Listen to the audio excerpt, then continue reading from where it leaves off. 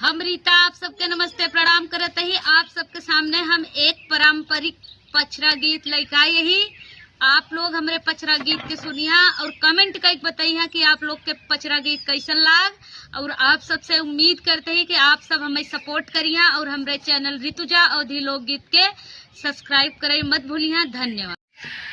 कावन गुनवा बाटै माई नीमिया का पेड़ावा जाऊने पे गइलू लो भाई हो माँ। कावन गुनवा बाटै माई नीमिया का पेड़ावा जाऊने पे गइलू लो भाई हो माँ। सोने के पिड़ैया माई के मनहु न भावई चंदन पे गइलू लो भाई हो माँ।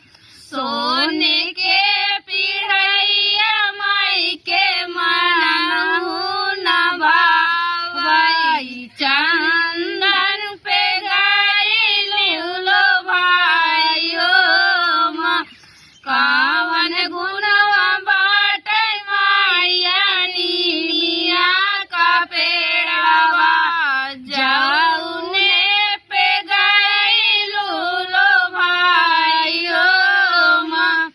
पूस पर दीवाना माई के मनहु न भावई शेरवा पे भइलू सवार हो माँ। पूस पर दीवाना माई के मनहु न भावई शेरवा पे गइलू लो भाई हो माँ। कावन गुनवा बाटै माई नीमिया का पेड़ावा जाऊने पे गइलू लो भाई हो माँ। जूही चढ़ेली माई के मनहु न भावई ओढ़ाउल पे गइलू लो भाई हो माँ।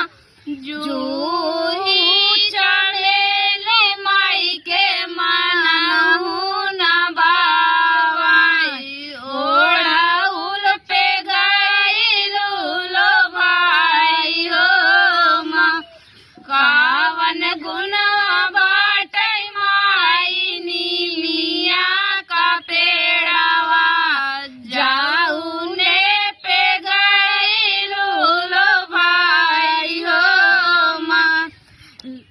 काउना वस्त्र माई के मनहु न भावई लाल की चुनरिया पे लोग गइलू लो भाई हो।